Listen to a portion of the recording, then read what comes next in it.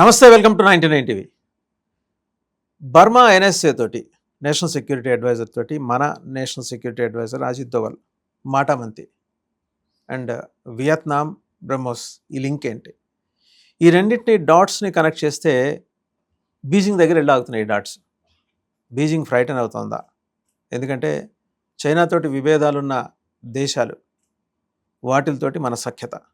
ఈ ఎత్తుగడ ఏంటి? ఈ వ్యూహం వెనకాల అజిత్ దోవల్ అమలు చేయాలనుకుంటున్న ప్రణాళిక ఏంటి? దీంతోపాటు ఇంకా బోల్డ్ అన్ని అంతర్జాతీయ అంశాలు ముడిపడి ఉన్నాయి భారత్ తోటి. వాటి మీద సమగ్ర విశ్లేషణ చేయడానికి మనతో ఉన్నారు geo political affairs expert Pavan Sriharsha. నమస్తే పవన్ గారు. నమస్తే అండి. నేషనల్ సెక్యూరిటీ అడ్వైజరు మన ప్రధానమంత్రి తర్వాత అంత బిజీగా ఉన్నారు అజిత్ దోవల్. ఆయన 5 దేశాలు టూర్ వెళ్తే ఈయన ఇంకా వేరే ఇది సెక్యూరిటీ ఆస్పెక్ట్స్లో ఈయన ఒక 10 దేశాలతో మాట్లాడుతున్నారు. ట్రూ. మొత్తానికి ఏంటంటే ఇప్పుడు మన శత్రువు బలంగా ఉన్నప్పుడు దేశాల పరంగా చూస్తే మనం ఎదుర్కోవటానికి సరైన స్ట్రెంగ్త్ మన దగ్గర లేనప్పుడు మన శత్రువుకి శత్రువులు ఎవరో వాళ్ళతో సఖ్యత పెంచుకోవటం చాలా పురాతన రాజనీతి. ఈ రాజనీతికి అధునాతన మెరుగులు అద్ది మరీ అజిత్ దోవల్ చేస్తున్న ఈ ప్రయత్నాల గురించి వివరిస్తారా? మీరు చాలా కరెక్ట్ చెప్పారండి నిజంగానే. ఎందుకంటే ఇప్పుడు మనం ఎవరినైతే మనల్ని నాశనం చేయాలనుకుంటున్నాయో 2 దేశాలు, చైనా కానివ్వండి America, they are way above us. మనం అసలు వాళ్ళిద్దరూ కనీసం కొన్నిసార్లు కూడా మన మీద తెర వెనుక కొన్ని చేస్తూ ఉండొచ్చు. మనం అసలు వాళ్ళని ఎదుర్కొనే పరిస్థితిలో లేం. కానీ we're not really that weak to succumb, అంటే మరీ సరెండర్ అయిపోయేంత వీక్గా కూడా లేం. మనకి కూడా కొన్ని అడ్వాంటేజెస్ ఉన్నాయి, మనకి కూడా కొన్ని ఏమంటారు లెవరేజ్ తీసుకునే ఆస్పెక్ట్స్ మనకు ఉన్నాయి. వన్ థింగ్ మనకి 2014 తర్వాత చూసుకుంటే గనక మన national security aspect we have become very strong. And దీంట్లో నేను ఫస్ట్ క్రెడిట్ అజిత్ దోవల్ గారికి ఇస్తాను. ఎందుకంటే నిజాన్ని చెప్పాలంటే ఇప్పుడు ఆయన చేసిన బేస్ మీదే ఫ్యూచర్ కూడా మనం ఎవరు వచ్చినా వాళ్ళు డిసైడ్ చేస్తూ ఉంటారు, వాళ్ళు ముందరికి తీసుకెళ్లేది. సో ఇన్ దట్ వే ఇది ఆయన లెగసీ అజిత్ దోవల్ గారిది. కానీ ఎంత లేదన్నా మనకి ఇంకా మన శత్రువులు ఉంటూనే ఉన్నారు. చైనా కానివ్వండి, యుఎస్ వసాల్స్, పాకిస్తాన్ కానివ్వండి, టర్కీ, ఇవన్నీ కూడా మన ఒక రకంగా ఇరిటేట్ చేస్తూనే ఉన్నాయి. సో మన లాస్ట్ 2 ఎపిసోడ్స్లో ముఖ్యంగా బెంగాల్ ఎన్నికల అప్పటి నుంచి మనం ఇంటర్నల్ క్రాక్ డౌన్ గురించి మనం మాట్లాడుకుంటూనే ఉన్నాం, ఎలాగ చేస్తారో అని చెప్పి. ఇటీవల డెమోగ్రఫీది కూడా మనం చాలా విస్తారంగా చర్చించుకున్నాం. FCR ఇలాది అండ్ ఖలిస్తాన్ ఇలాది, మిషనరీస్ది, వీటన్నిటిది. కానీ ఇవన్నీ ఎంత చేసినా సరే మనకి వీటన్నిటికీ సోర్స్ ఎక్కడైతే వస్తుందో ఎక్స్టర్నల్ ఫండింగ్, వాటిని కట్ చేయనంత వరకు, అది వీక్ చేయనంత వరకు మనం ఇక్కడ ఎంత చేసినా సరే దానికి లాభం లేదు. సో ఇప్పుడు ఆబ్వియస్లీ మనం యుఎస్తోని వెళ్ళి ఫైట్ చేయలేం, మనం చైనాతోని వెళ్ళి ఫైట్ చేయలేం. కానీ వాటికి ఎక్కడైతే ఇరిటేషన్ వస్తుందో, ఎక్కడ మనం ఒక స్క్వీజ్ చేస్తే వాళ్ళకి మెసేజ్ వెళ్తుందో, మనం భారత్లో ఇంకా జోక్యం చేసుకోలేమని ఏం చేస్తే వాళ్ళకి ఆ మెసేజ్ వెళ్తుందో మనం అది చేస్తున్నాం. సో అందులో భాగంగానే మనం ఇప్పుడు అజిత్ దోవల్ గారు మయన్మార్ ఎన్ఎస్ఏతో కలిశారు. అండ్ దీని తర్వాత ప్రస్తుతం మనం ఇప్పుడు మాట్లాడుకున్నట్టు మయన్మార్ రాష్ట్రపతి కూడా ఇక్కడే ఉన్నారు, భారత్లో మోదీ గారిని కలుస్తున్నారు. దీనికి కారణం ఏంటి అంటే ఇటీవల కాలంలో మనం చూసుకుంటే గనక ముఖ్యంగా మణిపూర్లో హెవీ క్రాక్ డౌన్ అవుతోంది. అంటే ఈ సెపరేటిస్ట్ ఆర్గనైజేషన్స్ ఏవైతే ఉంటాయో వీటి మీద హెవీ క్రాక్ డౌన్, డ్రగ్స్తోని కానివ్వండి, వెపన్స్తోని కానివ్వండి.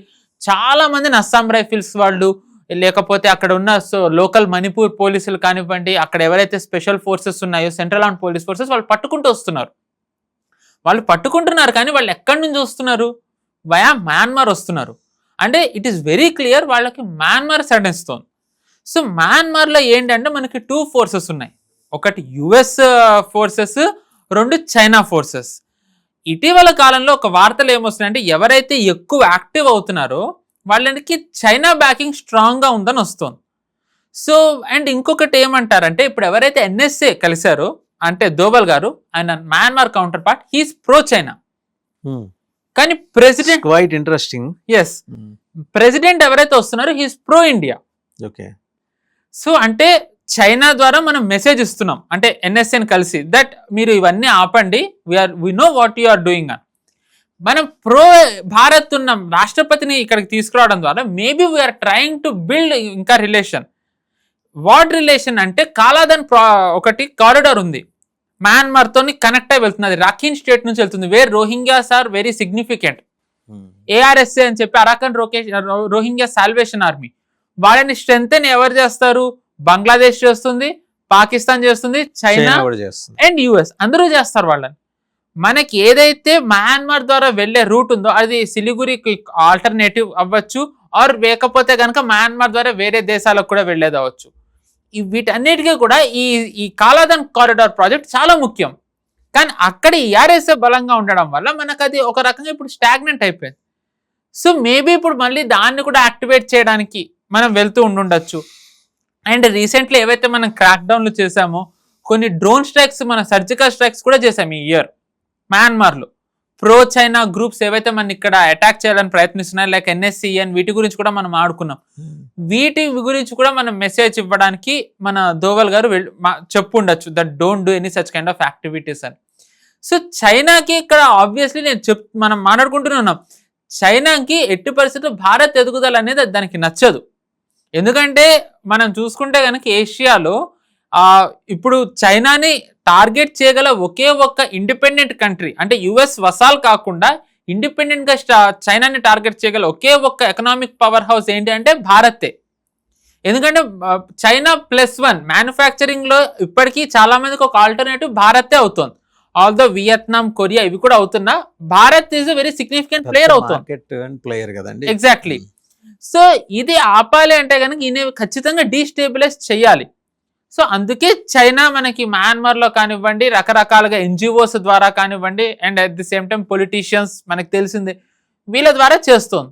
మనం వాటన్నిటినీ మనం ఎలాగా కంటైన్ చేసే ప్రయత్నాలు మనం చేస్తూనే వస్తున్నాం, ఎంత చేయగలమో అంత. బట్ ఏంటి అంటే దోవల్ గారి డాక్ట్రిన్ అంటారు చాలా మంది, డిఫెన్సివే కాకుండా డిఫెన్సివ్ అఫెన్సివ్ కూడా ప్లే చేయాలి అని అంటారు. సో అందులో భాగంగానే మనం ఇప్పుడు ఏం చేస్తున్నామంటే వియత్నాంకి మనం బ్రహ్మోస్ ఇస్తున్నాం. వియత్నాంకి అక్కడ బార్డరింగ్ కంట్రీస్ తో దానికి ఇష్యూస్ లేవు, దానికి ఇష్యూ ఉన్నది ఒకే ఒక్క దేశంతో, దట్ ఈస్ చైనా. మనం ఆల్రెడీ ఫిలిప్పీన్స్కి ఇచ్చాం, ఇప్పుడు ఇండోనేషియా కూడా మన నుంచి బ్రహ్మోస్ తీసుకోవాలనుకుంటోంది. ఇవన్నీ సౌత్ చైనా సీలో ఉన్నవే. సౌత్ చైనా సీలో వాళ్ళకున్న ఒకే ఒక్క తలనొప్పి ఎవరు అంటే మనకు తెలిసింది China. So the moment we're strengthening ఈ కంట్రీస్ అన్నిటినీ, ఎస్పెషల్లీ విత్ బ్రహ్మోస్, మనకి ఇక్కడ 2 మెసేజ్లు మనకు వస్తున్నాయి. ఒకటి, చైనాకి మనం మెసేజ్ ఇస్తున్నాం, మీరు మా అంతర్గత విషయాల్లో మీరు గనక కలగజేసుకుంటే మేము కూడా అలాంటి పని చేయాల్సి వస్తుంది, మీరు ఎవరినైతే మీరు బలహీనపరచాలనుకుంటే మేము వాళ్ళని బలపరుస్తామని. రెండోది, మనం ఆపరేషన్ సింధూర్ అప్పుడు ఏదైతే నరేటివ్ మనకి వ్యతిరేకంగా నడిచిందో మనం దాన్ని కౌంటర్ చేస్తున్నాం. Operation Sindoor was a very big military success, కానీ నరేటివ్ పరంగా మనకు అది డిజాస్టర్. మన దేశంలో వాళ్ళు ఇప్పుడు అది ఐ డూ అగ్రీ. ఏంటంటే మీరు అంటున్న కాంటెక్స్ట్ దగ్గరగా ఈ మధ్యకాలంలో తీన్బిగా కారిడార్ దగ్గర అవతల నుంచి 8 గ్రామాల హిందువులు వచ్చి వాళ్ళు నినాదాలు చేస్తుంటే, how it was portrayed in western media as well the media within India, supporting backup ఉన్న చైనా బ్యాకప్ ఉన్న మీడియా సంస్థలు ఉండి వాళ్ళు ఏం చేస్తున్నారు, తిరగబడుతున్నారు బంగ్లాదేశీ చొరబాటుదారులు మన BSF మీద. ఇన్ఫాక్ట్ వాళ్ళు వచ్చి నినాదాలు చేస్తున్నది ఏంటి, ఒకసారి మన కళ్ళు కూడా మనల్ని మోసం చేస్తాయి. మేము కలిసిపోతాం, 8 గ్రామాల్లో ఉన్నాం మేము హిందువులో, బ్రిటిష్ వాళ్ళు సర్వే చేసినప్పుడు ఇక్కడ మెర్జవ్వాలని చెప్పిన దాని మీద ఎలాంటి నెరేటివ్ బిల్డింగ్ జరుగుతున్నా, యాజ్ యు రైట్లీ సెడ్, మనం ప్రాపర్గా దాన్ని కౌంటర్ చేయలేకపోయామనేది వాస్తవం. అదృష్టవశాత్తు సోషల్ మీడియా ఉండటం వల్ల అక్కడ జరుగుతున్న వాస్తవం ఏంటనేది ఎంతో కొంత మేరకు ఇంటలెక్చువల్ లెవెల్లో తెలుసుకోగలుగుతున్నాం. But it has to be properly disseminated to the common public. Narrative బిల్డింగ్లో మనం వెనకబడి ఉన్నాం, యూర్ రైట్ 100%. అసలు అంటే చెప్పాలంటే మోదీ గారి గవర్నమెంట్లో ఎన్ని ప్లస్లైనా ఉండనివ్వండి, అవి జనాల దగ్గరికి వెళ్ళకపోతే ఆయన ఎంత చేసినా అది వృధానే. సో అది ఏదైతే జనాల్లోకి వెళ్ళాలో అక్కడే ప్రభుత్వం విఫలమైపోతుంది. ఇప్పుడు నిజానికి ఆపరేషన్ సింధూర్ అసలు చెప్పాలంటే మనం చూసుకున్నాం, రష్యా 4 years నుంచి స్ట్రక్ అయి ఉంది, ఇజ్రాయెల్ స్ట్రక్ అయి ఉంది, ఇరాన్ US వారు ఎలా స్ట్రక్ అయి ఉన్నాయో. బట్ మనం జస్ట్ విత్ ఇన్ 4 days మనం ఒక దాడి చేసేసి మనం రిటర్న్ వచ్చాం, మన ఎకానమీని మనం రివైవ్ చేసుకోగలిగాం. ఇది నిజానికి మిలిటరీలీ ఎంత హ్యూజ్ సక్సెసే కాకుండా వేరే కంట్రీస్కి ఒక ప్రెసిడెంట్ సెట్ చేసాం, కానీ మనం దాన్ని చెప్పుకోలేకపోయాం. బికాస్ మన నరేటివ్ మన నరేటివ్లో మనం ఇన్వెస్ట్ చేయలేదు, వాట్ ఎవర్ రీజన్స్. సో దీన్ని అఫ్ కోర్స్ ఆ దేశాల నేతలకి, ఆ దేశాల ఆర్మ్డ్ ఫోర్సెస్కి తెలిసి ఉండొచ్చు, వాళ్ళు తీసుకోవచ్చు, బట్ జనాలకి తెలియదు. సో ఇప్పుడు ఎంత లేదన్నా ఆపరేషన్ సింధూర్ తర్వాత మనం బ్రహ్మోస్ అమ్ముతున్నాం. అర్మేనియా ఆకాష్ మిసైల్స్ ని పరేడ్ లో పెట్టింది, వాళ్ళకి ఇండిపెండెన్స్ డేనో ఏదో జరిగితే దాంట్లో పెట్టుకున్నారు. ఎస్, వాళ్ళు పరేడ్ లో చూపించారు. అంటే మనం ఏవైతే మనం వాడామో, వియత్నాం కి బ్రహ్మోస్, ఇండోనేషియాతో కూడా మనం చర్చలు జరుపుతున్నాం. సో ఏవైతే మనం ఆపరేషన్ సింధూర్ లో వాడామో మనం వాటిని అమ్ముతున్నాం, వాళ్ళు కొంటున్నారు, వాళ్ళవి ప్రదర్శిస్తున్నారు. కానీ అదే ఆపరేషన్ సింధూర్ లో పాకిస్తాన్ వాడినవి ఏవి ఏ దేశాలు కొన్నాయి? ఎవరు కొనలేదు. సో దీన్ని బట్టి వాస్తవికంగా చూసుకుంటే ఎవరిది అప్పర్ హ్యాండ్ వచ్చింది, ఎవరు గెలిచారో అది సింబాలికల్లీ మనం ఇప్పుడు చెప్తున్నాం. Still narratively we are failing, but symbolically ఒక మెసేజ్ ఎవరికైతే ఎంత మనం అంటే ఇప్పుడు మొహమాటాలు వదిలేయాలి. శాస్త్రం ప్రకారం వెళ్తే కుక్క పిల్లలు పడతాయి. శాస్త్రం కొన్ని సందర్భాల్లో పనిచేయదు, that to at the war times. అది తెలిసినవాడు ఒకే ఒక్కడు, అజిత్ దోవల్. అంటే ప్రధానమంత్రి తెలియదని కాదు, ప్రధానమంత్రికి ఏంటంటే ఉన్న కొన్ని with in the frame work of the prime ministers office కొన్ని ఆయన ప్రోటోకాల్స్ పాటించాలి.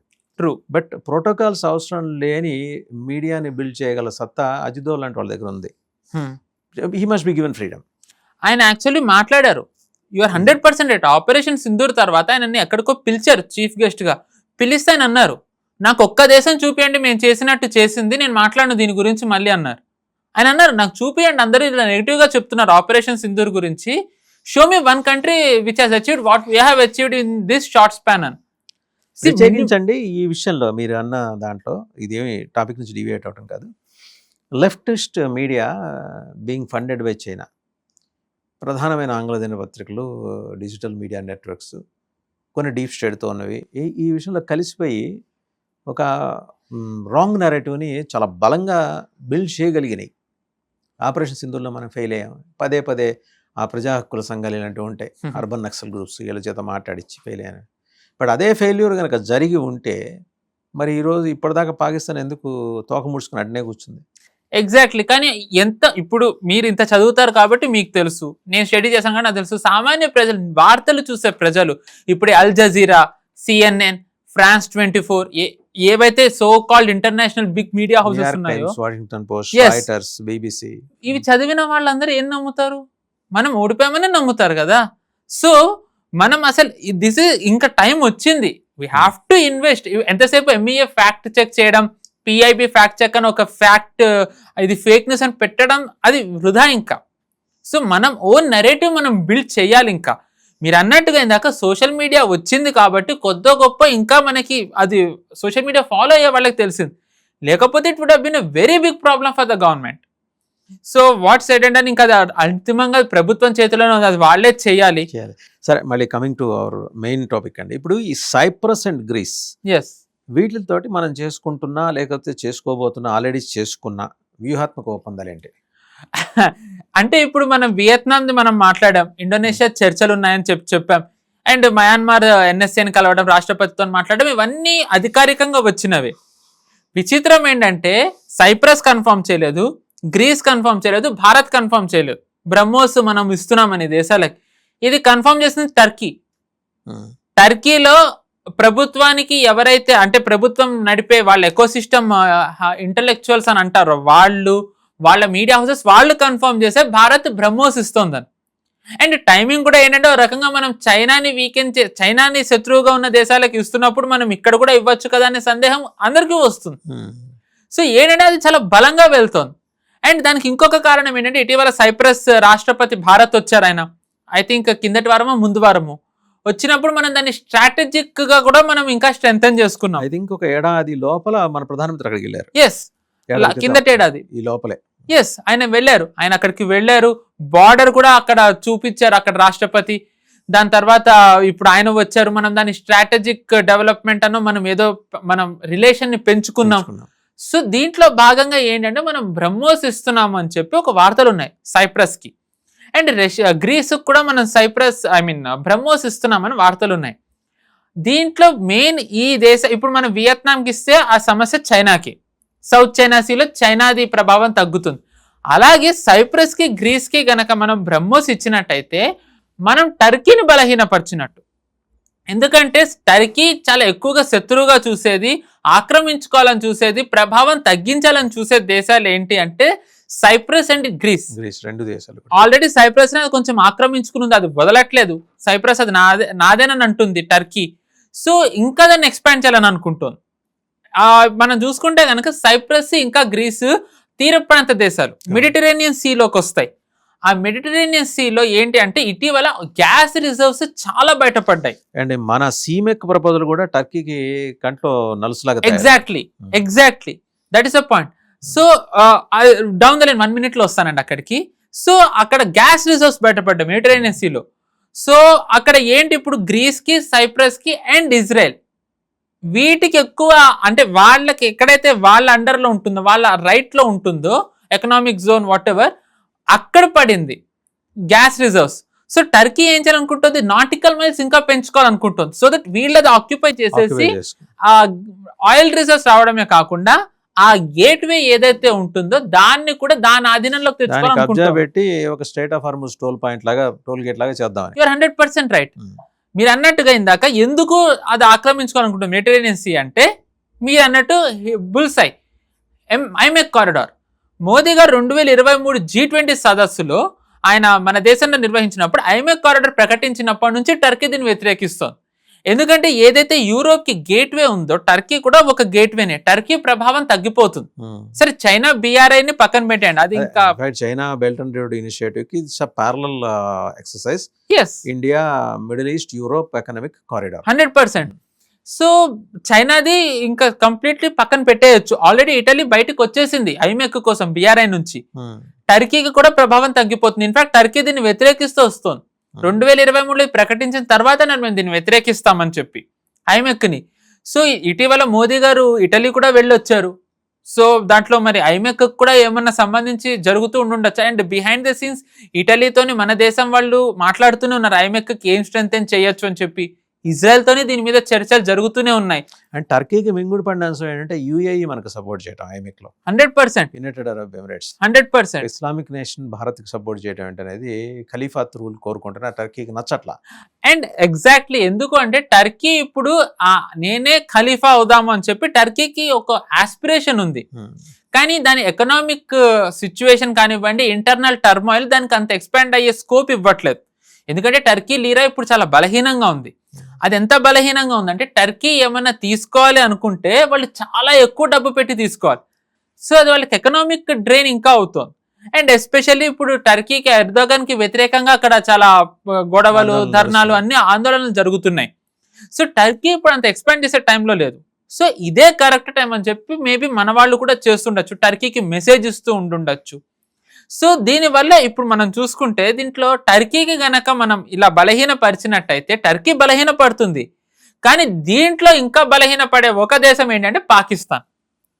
సో ఎందుకంటే పాకిస్తాన్ అదొక ఇండివిజువల్ నేషన్ కాదు, అందరూ బలపరిస్తేనే బలంగా ఉండే దేశం. టర్కీ కానివ్వండి, చైనా కానివ్వండి, US కానివ్వండి, వీళ్ళందరూ బలపరిస్తే అది బలపడుతుంది. సో ఇలా బలపడుతున్న టర్కీ పాకిస్తాన్ కి ఆపరేషన్ సింధూర్ అప్పుడు టర్కీ ఎలా ఇచ్చిందో మనం చూసాం, ఓపెన్ గానే వచ్చారు డ్రోన్స్. సో ఇప్పుడు మనం వాటిని యాంటీ డ్రోన్ సిస్టమ్ తో మనం ఎలాగ కొట్టామో అది కూడా అందరికీ తెలుసు. కానీ ఇదే టైంలో పాకిస్తాన్ మనతో పాటు ఇంకొక దేశం మీద కూడా చాలా దాడి చేస్తోంది, అదే ఆఫ్ఘనిస్తాన్.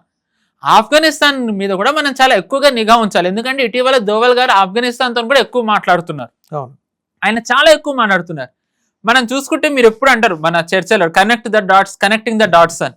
సో ఇప్పుడు మనం డాట్స్ కనెక్ట్ చేసినట్టయితే దోవల్ గారు ఇటీవల మయన్మార్ NSAతో మాట్లాడడమే కాకుండా రష్యన్ సెక్యూరిటీ హెడ్ తో కూడా మాట్లాడారు. ఫార్మర్ డిఫెన్స్ మినిస్టర్ సర్గే షోయిగు మాట్లాడిన తర్వాత ఆయన తాలిబాన్ లో 3rd హెడ్ తో మాట్లాడారు. ముల్లా బరాదర్ ఎవరైతే తాలిబాన్ ఫౌండర్ ఉన్నారో ఆయన కొడుకుతోని. మనం చూసుకుంటే తాలిబాన్ లో హయార్కి అకున్జాదా తర్వాత హకానీ తర్వాత ఇప్పుడున్న ముల్లా బరాదర్. అతనితోని సర్గే షోయిగు కానివ్వండి, రష్యన్ అథారిటీస్ వాళ్ళు మాట్లాడిన తర్వాత వాళ్ళు ఆఫ్ఘనిస్తాన్ వచ్చి తాలిబాన్ ఏమంది అంటే మాకు ఎయిర్ డిఫెన్స్ వస్తుంది అని. ఇటీవల పాకిస్తాన్ కి ఆఫ్ఘనిస్తాన్ కి మధ్య జరిగిన దాడుల్లో తాలిబాన్ బాగానే రిటాలియేట్ చేసిన వాళ్ళకి ఎయిర్ డిఫెన్స్ సిస్టమ్ లేదు. 100% ఎగ్జాక్ట్లీ వాళ్ళు కాపాడుకోవడంలో వాళ్ళు విఫలమయ్యారు. దానివల్ల వాళ్ళు తీవ్రంగా అటాక్ చేయాలనుకున్నా వాళ్ళు వెనకడుగేస్తున్నారు. సో ఇప్పుడు ఆయన తాలిబాన్ ప్రతినిధులు ఏమన్నారంటే మాకు ఎయిర్ డిఫెన్స్ వస్తుంది, మేము ఇప్పుడు ధైర్యంగా దాడి చేయొచ్చు పాకిస్తాన్ మీద, విచ్ ఇస్ ఫైన్. కానీ ఇక్కడ వచ్చే ఒక సందేహం ఏంటి అంటే అసలు రష్యా దగ్గర స్ట్రాంగ్ ఎయిర్ డిఫెన్స్ ఎక్కడుంది? అది వెరీ ట్రూ. ఎందుకంటే ఇప్పుడు ఆపరేషన్ సింధు అంటే మనం పాకిస్తాన్ కి భారత్ కి సరిహద్దు చాలా చిన్నది.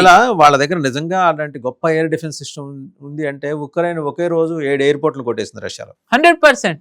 అండ్ వాళ్ళ ఆయిల్ రిఫైనరీస్ ని వాళ్ళు కాపాడుకోలేకపోతున్నారు, పబ్లిక్ స్పేస్ ని వాళ్ళు కాపాడుకోలేకపోతున్నారు. సాక్షాత్తు పుతిన్ ఉండే క్రెమ్లిన్ మీద డ్రోన్ స్ట్రైక్స్ జరుగుతున్నా వాళ్ళు ఏమీ చేయలేకపోతున్నారు. రష్యా మిలిటరీಲಿ బలమైన దేశం, నేను కాదనట్లే. వాళ్ళ మిసైల్స్ S-400 కానివ్వండి, వాళ్ళ ట్యాంక్స్ కానివ్వండి, వాళ్ళ వేరే దే ఆర్ ఫైన్. కానీ ఎయిర్ డిఫెన్స్ లో రష్యా ఇస్ వెరీ పూర్. ఇప్పుడు మరి రష్యా నుంచి ఎయిర్ డిఫెన్స్ ఆఫ్ఘనిస్తాన్ తీసుకుంటోంది అంటే మరి కొంచెం అది ఇబ్బందికరంగానే ఉంది. ఆఫ్ఘనిస్తాన్ ఎందుకు ఆ నిర్ణయం తీసుకుంది?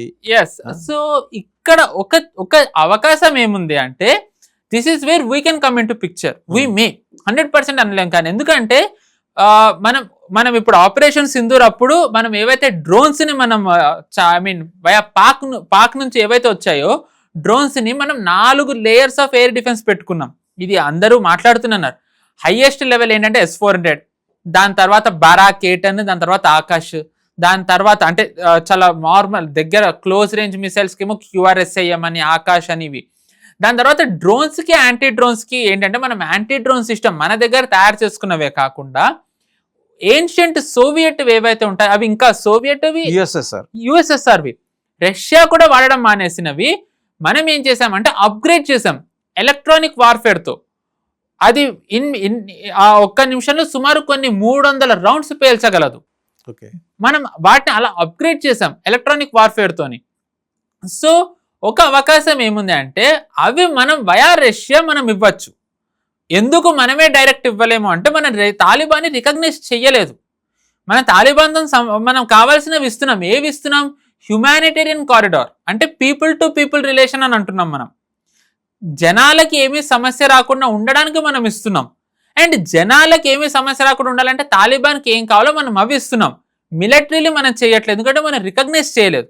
కానీ తాలిబాన్ని రికగ్నైజ్ చేసిన దేశం ఏంటి? రష్యా రికగ్నైజ్ చేసింది. సో మనం రష్యాకి మనం చెప్పాలి అంటే ఓ రకంగా మనం మేబీ రష్యాకి బిహైండ్ ది సీన్స్ మనం ఆ టెక్ ఆల్రెడీ రష్యా దగ్గర ఉన్నవే. All we have to do is share how we have upgraded that electronic warfare మనం ఎలా ఇచ్చామని. సో మేబీ అవి రష్యా తాలిబాన్కి ఇవ్వచ్చు. And what will Taliban do? What they do normally Pakistan మీద అటాక్ చేయొచ్చు. And at the end of the day భారత్కు పాకిస్తాన్ ముక్కలు అవ్వాలండి. అది మనకు ఖచ్చితంగా అది మనం చెప్పినా చెప్పకపోయినా అది మనకు అది at the end of the day మన స్ట్రాటజిక్ ఇంట్రెస్ట్గా చాలా ముఖ్యం. అది కానీ మనమే చేయాలన్న రూల్ లేదు కదా. ఆఫ్ఘనిస్తాన్ చేయొచ్చు, ఎస్, అండ్ మేబీ మనం కూడా చేయొచ్చు, కానీ ఫైనల్ గా మనం రావచ్చు. బట్ వీకెండ్ చేయాలి అంటే కేవలం మనం ఒక్కళ్ళమే ఎందుకు ఒత్తిడి తీసుకోవాలి? ఆల్రెడీ ఆంక్షలు అన్ని పడున్నాయి, ఇంకా వాళ్ళకి ఇంకా వేరే పడాల్సింది లేదు. అలా ఉన్న తాలిబాన్ చేయొచ్చు. తాలిబాన్కి కావాల్సినవి ఏవైతే ఉన్నాయో వయా రష్యా ఇస్తుంది, కొన్ని మనం ఇస్తాం. సో అంటే ఏంటంటే మనం ఇంటర్నల్ క్రాక్. బలూచీలకు కూడా మన సపోర్ట్ ఉంది. ఎస్, బలూచ్ ఆల్రెడీ అజిత్ దోవల్ గారు ఎప్పుడూ అన్నదే ఉంది, మీరు ఒక్క అటాక్ చేస్తే యూ విల్ లూజ్ బలూచిస్తాన్ అని చెప్పి. సో బలూచ్ వాళ్ళు కూడా ఆల్రెడీ వాళ్ళు ఎప్పుడు అంటూనే ఉంటారు, మేము భారత్ తోని కలుస్తామని, అట్లీస్ట్ ఎటానమస్ ఉంటామని. హింగ్లామాత టెంపుల్ కూడా అక్కడ వాళ్ళంతా జాగ్రత్తగా పెట్టారు. అండ్ ఇటీవల మనం చూస్తున్నాం క్వెటాలో వాళ్ళకి ట్రైన్ అటాక్ కానివ్వండి, అన్ని నిజంగానే ట్రూ అది. దీంట్లో ఐరనీ ఏంటంటే ఆ ట్రైన్ మూవ్మెంట్ ని చాలా సీక్రెట్ గా ఉంచారంట, ఎవరికి తెలియకుండా ఉండాలని. బట్ డిస్పైట్ దట్ జరిగింది. సో అంటే పాయింట్ ఏంటంటేనండి, పాకిస్తాన్ ఇప్పుడు చాలా వాళ్ళ మిలిటరీలు వాళ్ళు వీక్ స్టేట్ లో ఉన్నారు. So this is the time to make them more week. వాళ్ళని వాళ్ళు కాపాడుకునే పరిస్థితి కూడా లేకుండా చేయాలి అంటే గనక అది ఒకవేళ ఇప్పుడు మనం చేయలేము. China is there to support them, back them కదండి. చైనా కూడా ఎంతవరకు చేయగలదు? చైనాకి కూడా దానికి పరిమితులు ఉంటాయి. China militarily it is not very strong అండి. మనం ఇది మనం ఒకటి అర్థం చేసుకోవాలి, చైనా బలం వల్ల కేవలం ఆర్థికంగా మాత్రమే. Militarily China is nowhere powerful. ఎందుకంటే చైనా వెపన్స్ ఆఫ్రికాకి ఇచ్చింది, ఆఫ్రికన్స్ అసలు వెపన్స్ వాటి, అందుకే కదా వాళ్ళు ఇప్పుడు మన వైపు చూస్తున్నారు. భారత్ ఆఫ్రికన్ సమిట్లలో మనం ఆఫ్రికా కూడా వెపన్స్ ఇచ్చే ఒక ప్రయత్నం మనం చేస్తున్నాం. So China is militarily China powerful కాదు, ఆర్థికంగా మాత్రమే. కానీ ఆర్థికంగా సహాయం చేయాలి అంటే పాకిస్తాన్ కి రిటర్న్ ఏమన్నా ఇవ్వాలి చైనాకి, ఎందుకంటే లేకపోతే చెయ్యదు. పాకిస్తాన్ ఇప్పుడు ఇచ్చే పరిస్థితుల్లో లేదు, ఎందుకంటే కంప్లీట్లీ యుఎస్ వసాల కింద ఉంది కదా. గ్వాదర్ పోర్ట్ ఉంది కదా, గ్వాదర్ కూడా ఆల్రెడీ పాకిస్తాన్ యుఎస్ కి ఇస్తాను అనే ప్రయత్నం చేస్తోంది కదా. ఆల్రెడీ ఆ ప్రయత్నాల్లో ఆ చర్చలు కూడా జరుగుతున్నాయి. ఇది గ్వాదర్ది ఇది అంతా ఇమ్రాన్ ఖాన్ ఉన్నప్పుడు అయితే కనుక ఒక రకంగా జరిగి ఉండేది, ఎందుకంటే తను చైనాకి టిల్ట్ అవుతూ ఉన్నాడు. ఎస్. సో ఇంకోటి ఏంటంటే is native of Balochistan. Okay, ఇప్పుడు వీళ్ళందరూ ఏంటి పంజాబ్ సింధ్ ప్రాంతం నుంచి ఉన్న అగ్రవర్ణ ఏది ఇస్లామిక్ గ్రూప్స్ లో అగ్రవర్ణాలకు చెందినవాడు. ఆయన కొంచెం వెనుకబడిన తరగతికి చెందినవాడు. ఇమ్రాన్ ఖాన్ బలూచిస్తాన్ నుంచి ఉన్నారు. ఓకే. సో న్యాచురల్ ఏంటంటే అప్పట్లో ఆ చైనాతో టైస్ అట్లా నడిచినాయి. బట్ ఈ రోజు ఇతను వచ్చిన తర్వాత, అసీం మునీర్ వచ్చిన తర్వాత మళ్ళీ యుఎస్ వైపు. ఇన్ఫాక్ట్ రెజీమ్ చేంజ్ కూడా అందుకే జరిగింది. మనం దీని గురించి కూడా మాట్లాడుకున్నాం. అసలు ఏదైతే డొనాల్డ్ కి నచ్చలేదు చైనాకి దగ్గరగా అవ్వడం అని చెప్పి. సో ఇప్పుడు పాకిస్తాన్ కంప్లీట్లీ యుఎస్ అండర్ లో ఉంది.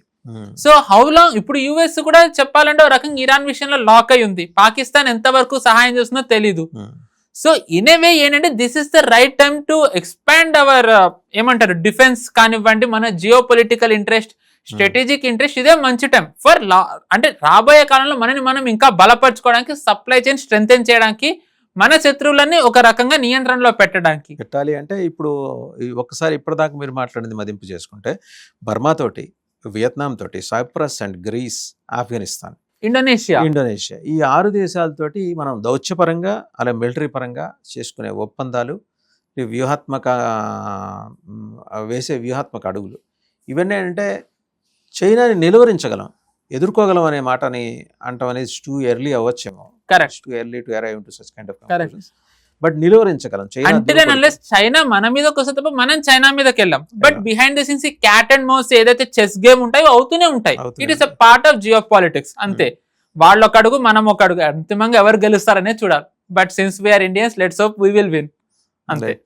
సో ఓవరాల్గా ఏంటంటే అజిత్ దోవల్ గారి టూరు అండ్ బలపడుతున్న సంబంధాలు వివిధ దేశాలతోటి, అండ్ ఐమెక్ కారిడార్ నిర్మాణంలో ఎదురవుతున్న సవాళ్ళను అధిగమించడానికి చేసుకోవాల్సిన మార్పులు.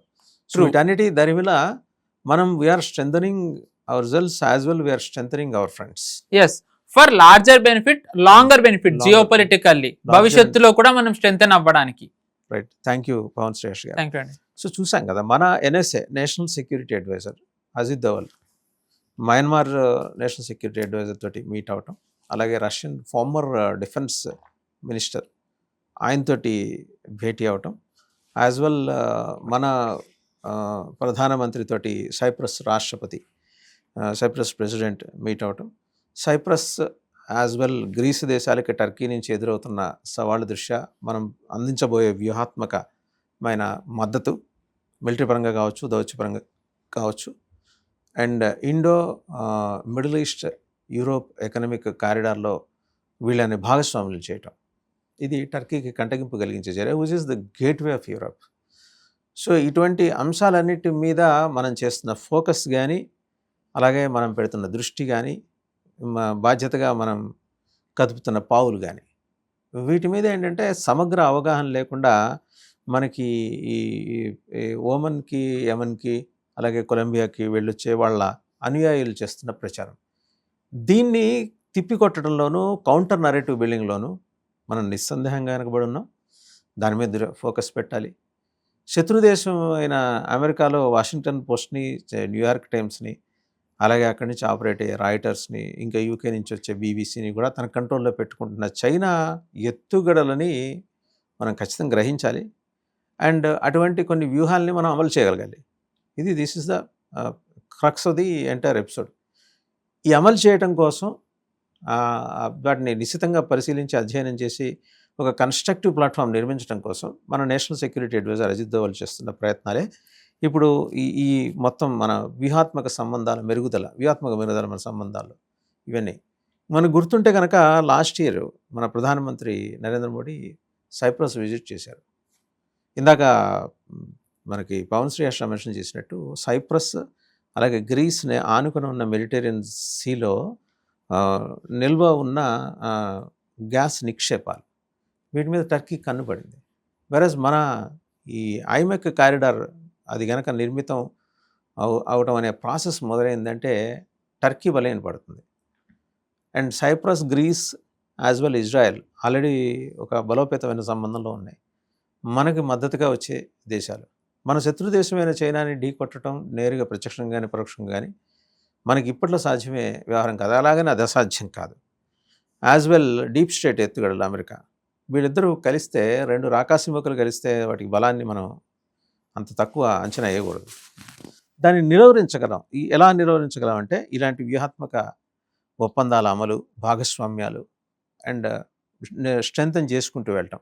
ఐమెక్, India, middle east, Europe economic corridor which is parallel initiative to BRI, ఇది build and road initiative China. అదేంటంటే చైనా కబ్జా పెడుతుంది ఆ దేశాలని అప్పులు ఇచ్చి.